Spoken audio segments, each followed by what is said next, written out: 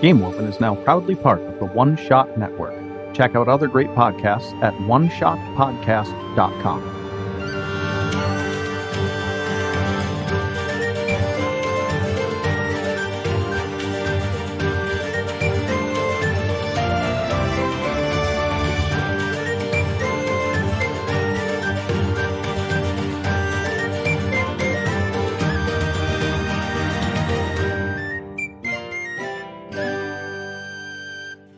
Previously on the Game Woven podcast. There was a flood once.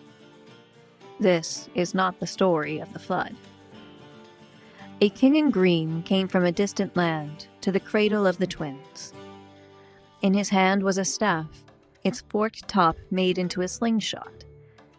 When he fired acorns from his sling, he never missed its mark. These acorns would grow into trees when they landed in fertile ground. The fairies, who loved the trees more jealously than one from Villacolum might ever have known unless they asked, were distressed and amazed by the king's gift. They met with each other warily as the king in green went on his rambles. It cannot be said if they found it an omen of weal or woe when he grew his enormous oak whose leaves never fell, even in the depths of winter. To the south, between the cradle and the rest of the world, boiling water flowed from volcanic springs to the river through an obsidian canal. Incarlio's canal had been made by mortal hands, and by someone called Incarlio, or so the story goes. But when or why has passed from memory to myth. And perhaps there is truth in the myth that a wandering band of gods passed through the cradle, and perhaps even the Kore, who stand sentinel in the steam of the hot springs, is the last light of the moon. But as weal and woe lay nation low, only legend and land remain. And those too pass in time. Long ago, before our world, there was another. There was a flood once, or so I've heard. This is not the story of that flood. All right, land. Let's cast some stones. You know it. Looks like we're going to be starting on the middle north of the map. We're back up by the town, the mountain, and the plateau. Exactly. So, just doing Exactly. randomization. Rob is doing just an amazing job in the background on the art stuff.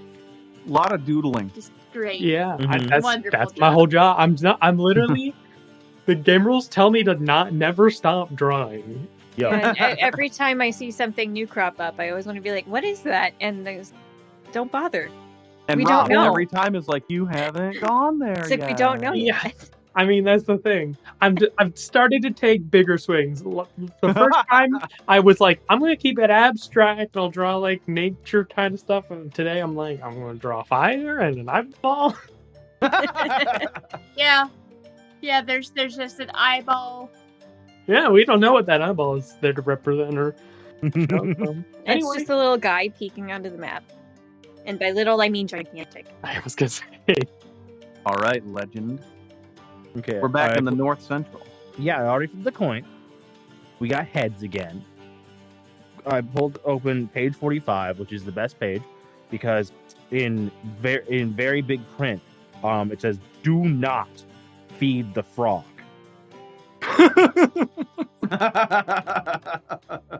Frog is capitalized. Want to know what makes that even better? I just rolled I rolled a 9 on the D10. An angry ghost. Terrific. Is the frog the ghost, or is the ghost the one giving the warning? Just real mad about that frog getting fed. Yeah, it's like Don't do it. that frog killed my parents. Do not feed that frog. Like, forget whatever the Zodiac says. This year has been the year of the frog. I think the angry ghost is the frog. And I think It feeds off of anger. An anger vampire frog. If it's able to gather too much anger, like it draws closer to it, it can feed more. You don't want to know what happens when that frog wakes up all the way. Now, is this frog ghost like frog size or bigger? Or smaller? Tiny little guy.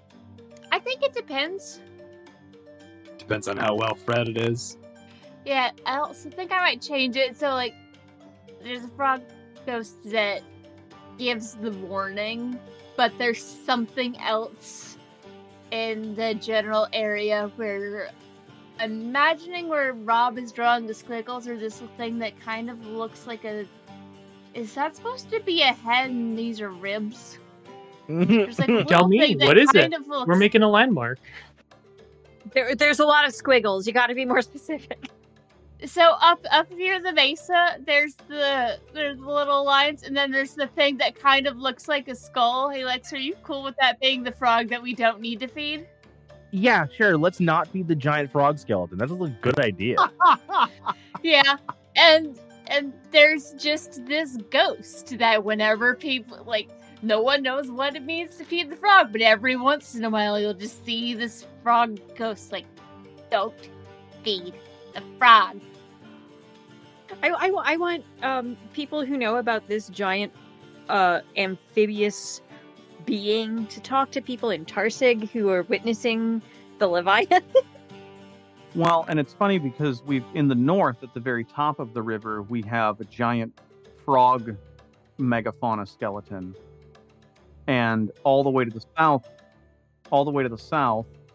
at the Oh, where the river Cheadle's ends, corridor. we have a submerged Leviathan skeleton. Ancient enemies. Yeah, we love our giant creatures. 2 houses. Both alike in dignity. 2 houses. I feel like the ghost, the size depends on what you would find more frightening, as it's telling you to stop feeding the frog. But also, I wonder if people can, like, go to it for advice on things. And it's just part of why it's so angry is there's no people here. So not only does it have to, like, tell people to stop feeding the frog, it's also like, what do you mean I have to, like, I'm trying to sleep. Will you leave me alone? Oh, great frog ghost. What advice do you have? Found feed the frog. Second of all, invest in gold. The dollar is plummeting nationwide, but you can get gold under market value from the dead frog skeleton. Now I've got to go see my anger management therapist. This frog goes to up by the. So mesa. the sentence that Benjamin just said makes me think that for some reason the marrow of the giant frog skeleton is gold, literally or figuratively. Like, it is either gold inside the bones, or the marrow is just so incredibly valuable it's almost better than gold. Mhm. But cursed. So, question. We got frog in the north, Leviathan in the south. Where was the giant skeleton we found in That's Tarsig. That's on. Tarsig. Tarsig? Is that That's on the west. That's in the west. Hey, so there's got to be a 4th bone in the east, right? Yeah, There's for sure a big old. There's There got to be a gotta. big old pile of bones in the east. we need the tetrabonification And for the continent. what's in the east? Isn't that the Undying Empire? We don't need to keep this in the episode, but this is me thinking out loud. Correct. Yeah, out to the east is the Yeah. Undying Empire.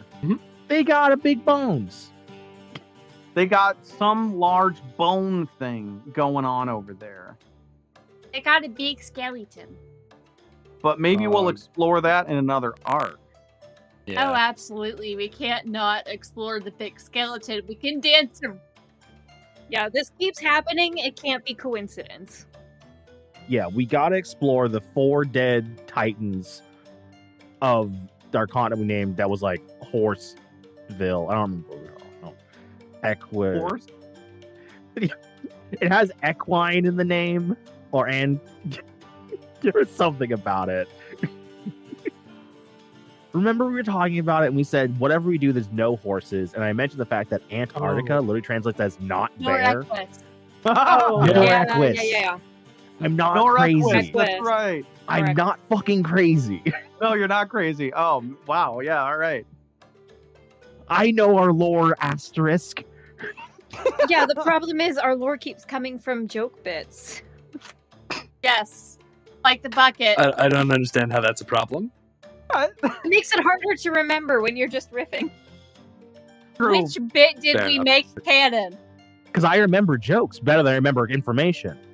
So I'm able to recall our lore from the joke we made. I'll be able to recall our lore from our world anvil. Bree, are we invoking wheel or whoa? Let's get Wheel in here. We've had a bit of woe. Also, I'm giggling at Rob's little ghost that says boo. Also, Rivet. Also, don't be mad. Oh my god. Oh my god, you're gonna make Something I kind of got that I lost in the sauce there was, is the ghost the frog ghost of the big frog saying, "Don't feed me"? Or is it a separate frog? Or is it just a guy warning about the frog? We don't know. Okay, We cool. don't know. Okay, cool.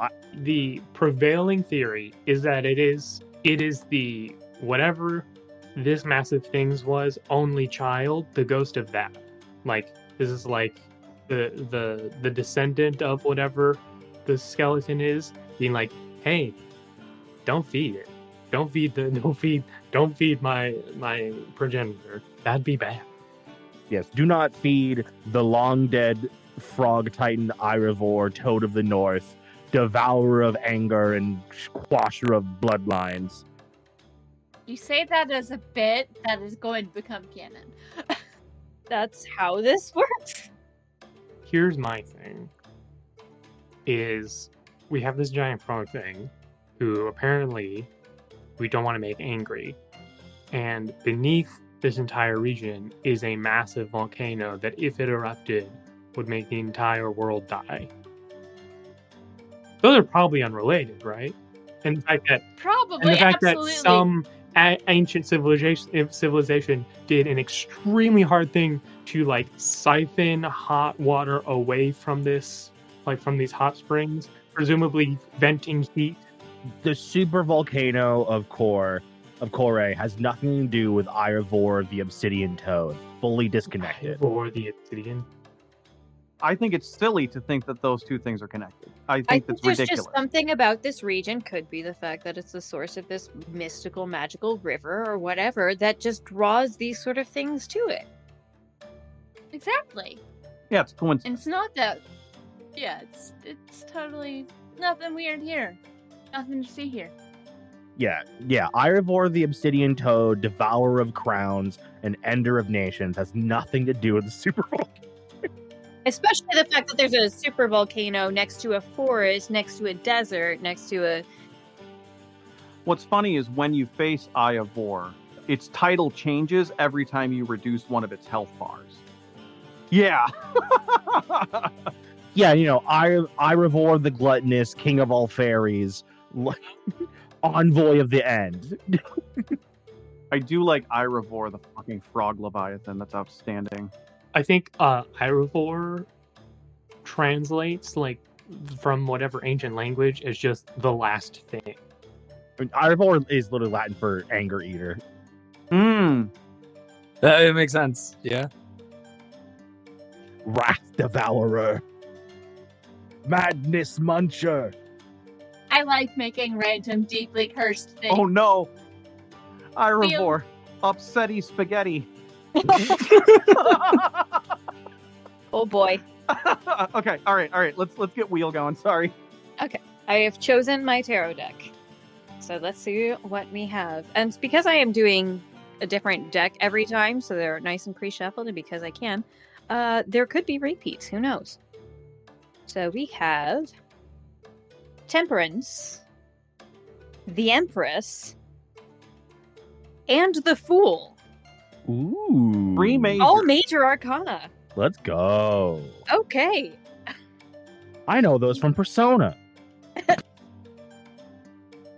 I don't think the Arcana cares where you know them from. They only care that you know them.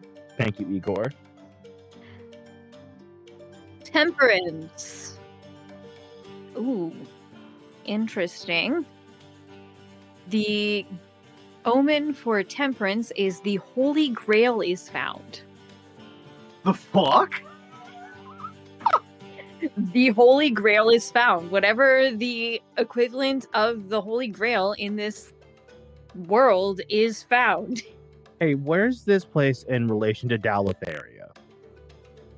Is it? I think it's. Dalatheria is north in the desert. It's just a little east of Dalatheria. Yeah, this is also happening. Like, this is stuff that's happening long before the bridge gets there. Mm-hmm. Yeah, this is for sure really early in the timeline. Just Yeah. all over during its history. Well, there's at least some things that are later in the timeline, like the river being reconnected. Some things are stories about things that happened before, and this is them finding them now or whatever.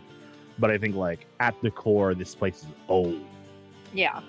Oh yeah, this place has been here for a while. Like the mouth of the river, it's been settled. Yeah, this place is old. What would the Holy Grail of this look like? Well, we had mentioned the value in the frog. Mm-hmm. We've got the frog, we've got the Fey Forest, we've got the river itself, and we keep tying. I don't think this particular river is tied directly to Letheris, but all water communicates because all water goes through and just moves around. So the waters itself are all one, even if the locations are different. So I don't think this is Letheris' river, but there's probably something to do with the actual river source. Like maybe it comes from the mountain, it's fed from the snow, but there's also springs in the mountain. Somewhere in there has something tied to the magic of this river. Not like a literal grail. Yeah. The Obviously. grail of the world. Yeah. Just the source Mm-hmm. of whatever magic is going on with these waters. Grail of the World is a great name for a band. True. And this came from Lex. Damn. Yeah. Damn. We're all getting in on it. That's the first. Hey, by all means, the more the merrier. It's a fun little thought of choosing band names. What if, as they are digging, because it is curious that the melts go year round and never seem to exhaust. The snow is not necessarily replenishing. It is refreezing from somewhere. Yeah. The catacombs are in this sort of hollowed out mountain. What if, as they are digging, they actually break through sort of a layer of crust and discover an actual like underground spring that is fed from an aquifer directly underneath the mountain? That's kind of what I was thinking. There's something down there. And it's not ominous because this is a good omen. Right. So we've established that this is a setting with a bunch of deities, right? Mhm. There's just Oh, yeah. Dime a so dozen. many. There's just so many. Yeah. But also they leave things around a lot. So I feel like maybe having it be connected to one god would be, while it's cool, it's not like the Holy Grail, right? Maybe it's like a teamwork situation. Mm. Yeah, like the gods got together and that's why there's so much different forms of magic and whimsy and what have you in this area. Is they just all left a little bit of themselves behind. There was a meeting here a long time ago on the surface and it just left behind some of their magic. And they had cake. Also, with all the different kinds of magic water stuff going on, it makes sense that Letheris went to this meeting, but maybe not Wilo, because Letheris was always more of a people person. Well, this could have been before Wilo. Yeah, this is pre-formed capitalism for sure. I've got a pitch for the legend, which is when the gods first arrived here, they were tired, they were weary, and so they sat in a place and all shared from a single drink of water. And as they collected themselves, they rinsed the journey from themselves, preparing to embrace where they had found themselves. Yeah, because the last thing we know from the written journey that the gods took on their way here was they took a boat. We don't know from where, we don't know where they sailed from. We don't quite know where they landed, but maybe this might be it. In my head, this aquifer is a perfect grail, a perfect cup for the gods to have drunk from. And Also, this might not matter whatsoever, but my mythology brain is pinging because this reminds me of the story of Kvasir. I don't know if anyone else here would know that. No, do tell. Kvasir was a Norse, I don't know if deity's the right word, but being. Basically, there were two groups of gods who made a deal. It's like, yeah, we're ending our war. We're like shaking hands. We're good now. And apparently there was a ritual where like declaring peace was like everybody involved spits in a cup. And then all the gods spit in the cup, and then so many gods spit in the cup, the spit became a guy.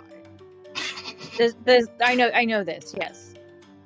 Yes, that this sounds familiar now.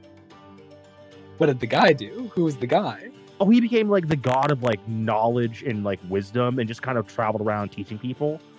Spit in the cup guy was the Oh, god. dude. Okay. Yeah, Spitting Cup Alright. guy became like the god of like peace and knowledge or whatever. Yeah, because he was a part of each of the gods, so he kind Yeah, of... and at some point someone killed him, but then if you like mix his blood with honey, you get like the mead of like infinite knowledge or whatever. It's Yes, the whole thing. Yes. It's also probably where we get kvass from, the actual like food item. Fascinating. So yeah, we found this big aquifer, and that's the to be fair, it has made the entirety of this continent fertile, which is a Mhm. pretty fucking big deal. Found the fucking source of the Nile, you know? Yeah, what's the next wheel? That was one. We've got two more. Oh yeah, we do, huh? That's the thing about wheel. They can be hard to summon, but you get 3 omens each. Next up is the Empress. A flower blooms for the first time in millennia. Oh, that immediately gives me Rafflesia vibes. Anyone know what that is? It's Lex. What? We have broken through the crust of the super volcano that is Lex's knowledge of mythology, and now we are facing Lex is a eruption. mythology girly. We know this. This isn't a mythology thing. This is a real life botanical thing. I think the word for botanical. Okay. Did anyone know about the corpse flower? Yes. Yeah.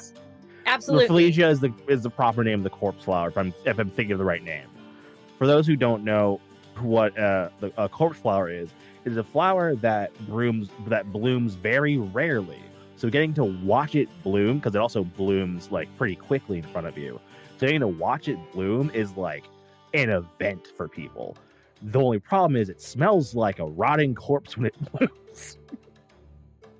There's actually a cactus that blooms exactly once. It usually blooms around a full moon. It's called the night blooming cereus, or hang on, I think I have. There's another name for it written down. I learned a lot of random fun cactus facts when I went to Arizona. Night Blooming Sirius is my Vampire the Masquerade character's name.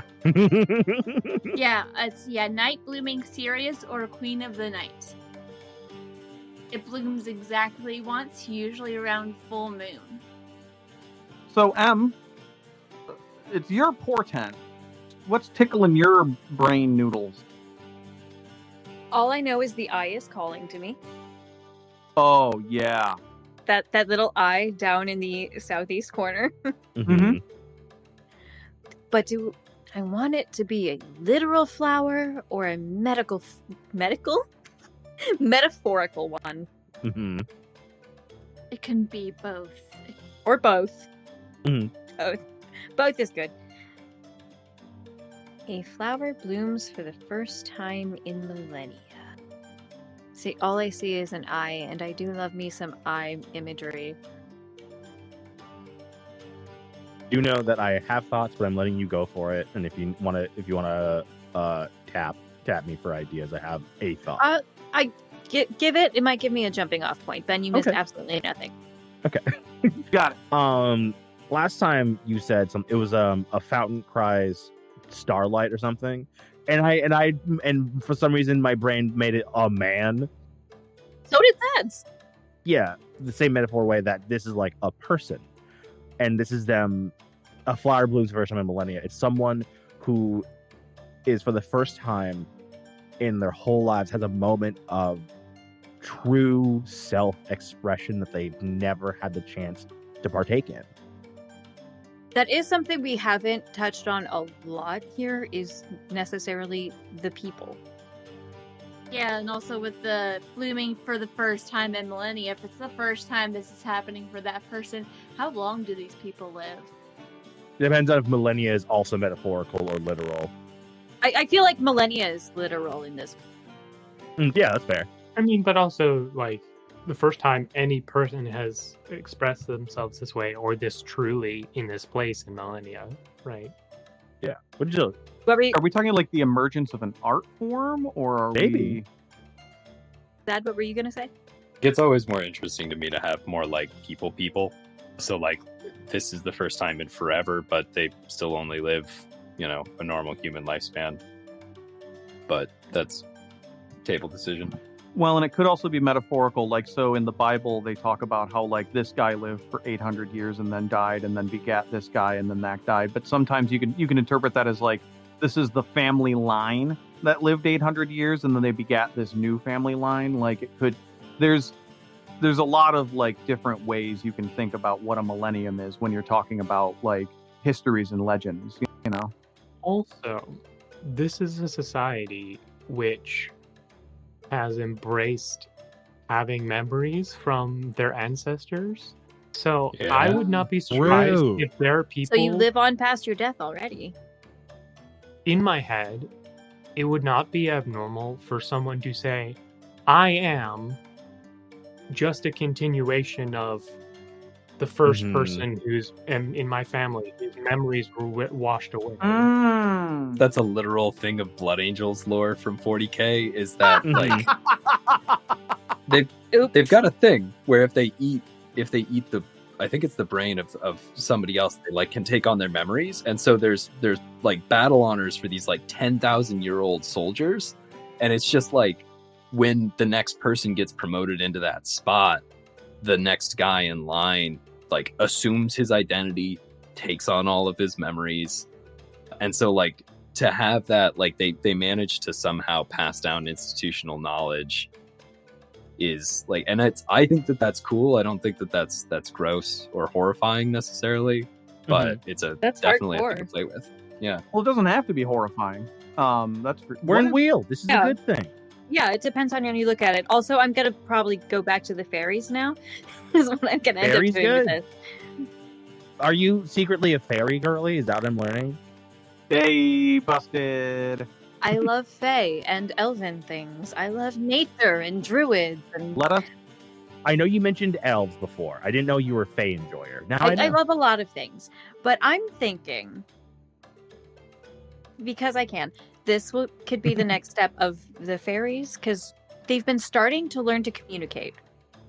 Mhm. Because this is the first time in millennia, so obviously this is not necessarily obviously, but this is going to be like later in the timeline. So it's after the learning to communicate with the ink burned in the woods of the trees. And I think the flower blooming is more like, rather than the fae being these little fungal spore fae. It's a larger, like full-on fairy is formed, who has like a physical humanoid-ish body, like full-size person who can talk and communicate with people. Ah. Can we put that into conversation with the way that the King in Green was a massive social upheaval for them? Because like he can just create trees. Yeah, which definitely way upset their ecosystem balance, and then launching like into their forest. What they've chosen to do then, or what like they've discovered that they can do, maybe if you're cool with this, is now that they don't need to worry about necessarily living in all of the trees, or like living in the tree that they've chosen to inhabit, they can do art with those trees, and they can start to become people and live among the like, and just that's kind of the direction that they're taking. Is maybe not necessarily all of them love this, but after the hysteria dies down, they've got trees. What are we going to do with them? And they start making people in a way that we would recognize. We're gonna expand and grow and learn to live in our new ecosystem, kind of deal. Yeah. Good on the fairies. They figured it out.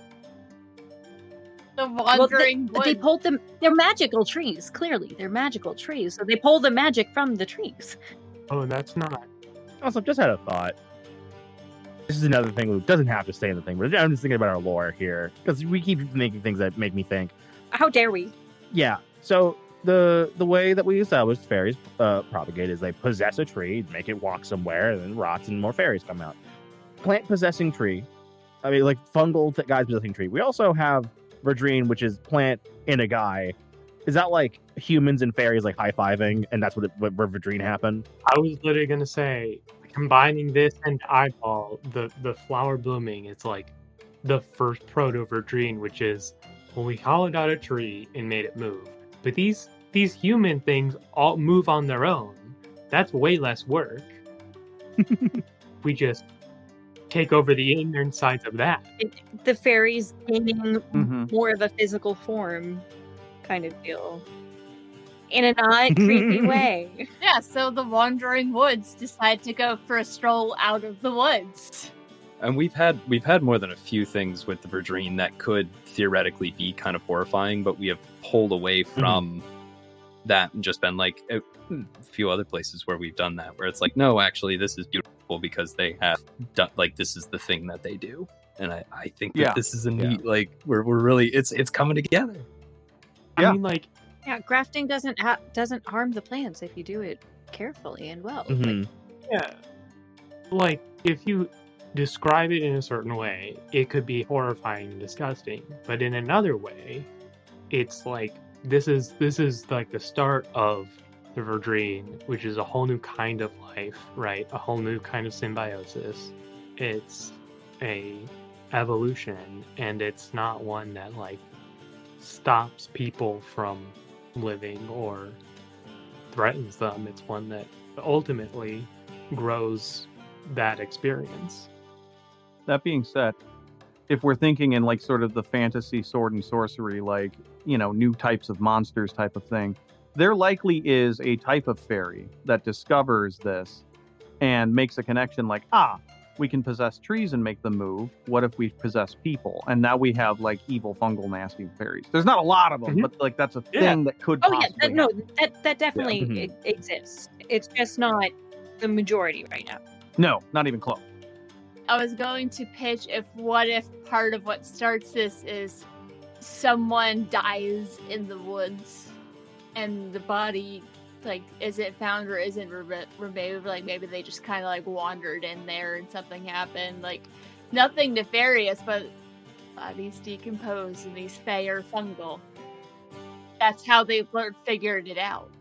Perhaps so the legend goes, it's the King in Green himself who gives himself to the woods and lays himself to rest there. Ooh, I like that. And that is when they start figuring out how to inhabit forms of like that of their own. Yeah. But we have a third one. Indeed. The Fool. My favorite guy. What about me? What's up? Who doesn't love the Fool? It's just so sweet and naive. And Beginning a dog. journey. He's just so innocent. Yeah, he's got a little dog. Like, sure, he's about to walk off a cliff, but Aren't we all? he's still on the edge. It doesn't have to go bad. Anyway, the omen for this is a soft cleansing rain washes away the dust. What are you thinking, Captain? You don't have much, like, literal bad to wash away here, which We have a is whole ass desert. strange. Yeah, we do have a desert, which could become more fertile, less deserty. We do know at some point the river floods in one part of the continent. Oh, but that's a bad thing. We're not here for Maybe that. it's good here. Yeah. Maybe it's good here, though. Oh. The flooding of Dalatheris is because of... No. Zalo. Oh. Yeah, Zalo floods at one point. In its 1,000-year history. Everything Zalo is tied to cure. It's a fucking bog now. What if this is a simple omen where there is a season where it literally just does not stop raining? And it's like a winter season, and there's no snow but a ton of precipitation. It doesn't stop raining for like 4 straight months. And as a result, the desert gradually becomes more and more fertile. But what the people of the Twin Cradles don't realize is it floods Zala. Oopsie, sorry. Sorry, bud. I mean, it's not their fault. It's not the people Twin Cradles. It's just the weather. Yeah. Hey, we know the weather. I was about to say, it's not their fault that Patera just got dumped. Like I said, we know the weather. She's great. Incredible. I don't know. I was just throwing that out there. Do you like that one, or do you have something else? This one feels like it's meant to be metaphorical to me. But metaphors are escaping me. Well, what's something old that could have gotten dusty? Do you want to do something with the prism? Oh, my. Dust can obscure things, Yes, it washing can. away the dust on glass. And the dust could just be that you've put away something you were working on and then you come back to it. I know there's something I'm forgetting about this place. I'm just thinking about this summer and how bad the pollen was where I was, and it was literally just everywhere. Everything was dyed yellow. Ooh. That's the only dust I can think of. My nose was running every morning I woke up, and I don't even have anything that can be provably allergies. Not that anyone's tried. Can we play with that, right? Because like the dust could be that sort of pollen dust. There was too much growth. There was too much plant life. You know, we had a particularly fertile year, and nobody realized how miserable they were until the rain came through and it put the pollen down, and everybody's like, that is kind of a moment of collective revelation that enough is enough, right? Like, we shouldn't be overproducing in abundance. We can just have enough for us, and everything stays manageable, and it all stays quiet and calm. And there's plenty to make new, but after that moment of production for the sake of production, after that time where there's simply too much pollen, having that storm, that rain that came through and washed the dust away, brings everybody back down to the point of like, okay, well, maybe it's time to ease up a bit, not go big. Almost as if they were at the point of expanding so far, of trying to build so big that they were getting into the territory of overstepping, like Dalatheris, like the Empire, and then they realized, oh, this is a dangerous road to go down. We're going to just hold back and enjoy what we have. Constant expansion invites woe. It's the dusting off the world of what you have to appreciate it anew. Mhm. Realizing that, things are pretty darn good here. Instead of going out to the woods to hunt, people stay home and they take care of their homes. Enough is enough. I think that's a really good button to close it out on. I like ending in a place where there's like a good balance. Yeah. Of things. Like, hey, we found our happiness, and it's all gonna drop out. Yeah. And the most important thing about Before the Flood is that we know that the flood is coming. We know that the flood is going to happen, but we do not talk about what the flood actually is. Or what it approaching looks like. Yeah, there's no foreshadowing. There is no just talk of like how this place gets destroyed. You're not even supposed to do the ritual. Because then we could never talk to Zad again, and that would make me so sad. We would all suffer so much. That's why I said we kidnap a random stranger off the street, make them read for it, and then when they leave, we have Zad come back in. But Nah, it's all in or it's all in or all out. You All or can't. nothing. Yep. No. I used so many decks of cards. I'm not getting rid of them all. the great tragedy of this game is that the next time we visit this place, and we will visit this place when the bridge arrives, at least as far as its current form is, it will be gone. Yeah. And so I think the most tragic place to end is also the place when it is its most content. Mhm. When the world is at peace. They started making their own friends out of enemies, out of the people that they were trying to kill not too long ago. So I guess that was Game Woven.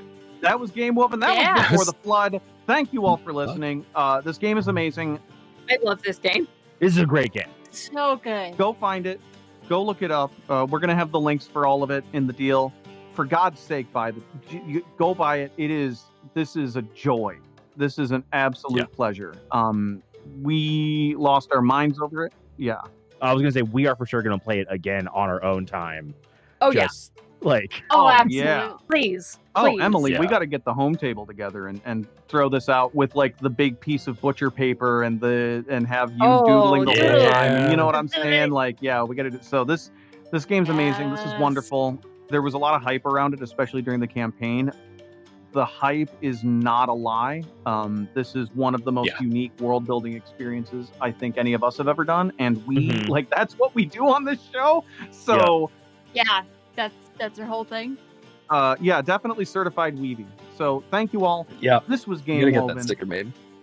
Yeah, If you want your game to be certified Weeby, talk to us. We might want to play it. perhaps Weave of the Year. Weave of the Year. This is definitely a Weave of the Year. Yeah. Yeah. This is Yeah. contender. Oh no, we'll start our own game awards. Of course, a reminder: if you love being weavy like we love being weavy, if you love this style, if you love what we're doing, please hop on the Patreon and support us. We've changed the pricing. It's like $1, $2, and $5. It's not Mhm. very much. Just a little bit to support us, just to make us feel real good. And then we are also, of course, a reminder, part of the One Shot Network. And the One Shot Network has a ton of outstanding shows. By the time this releases, it will have a grand total of 4 new shows on the One Shot Network on top of the host of shows that they currently have. Go support them on the Patreon. Join the One Shot Discords, the whole thing. But yeah, thank you so much for listening. And also, by the time this episode comes out, I'm probably 30. So like maybe show up, Hey, happy Hey, birthday! happy early birthday. subscribe for a birthday present to me. Oh my God, if you subscribe as a birthday present to Lek, please tag us on Twitter or reach out to us on Discord or like ping us on Patreon. And I don't know what we'll do. What should we do? Figure it out. when we Something get to it. good. It's- This is definitely a wheel, not a woe. Yeah, I'll It'll say be a thanks surprise. maybe. Yeah, Lex will say Yeah. thanks maybe. Maybe. Depending on how we're feeling. It might actually be thanks, maybe, question mark, is what you get back. Yeah, For that sure, might be it. But all right, thank you all very much. Good night, everyone. Night. Bye. Good night. Goodbye. You have been listening to Game Woven. This week we played Before the Flood, a game of utopic creation for 6 players, written by Nicholas Ambrose and Sylvan Lawrence. We got an early copy of the game, which we very much appreciate. If you like what we're doing, please feel free to leave us a review or go support us on Patreon. We are also proud members of the One Shot Podcast Network, so you should go check out their Patreon too. Today's episode featured Brianna Jean, TT Benjamin, Zacchaeus Green, Robbie Rowland, Lex Olden, and as was foretold, aka Emily Anderson.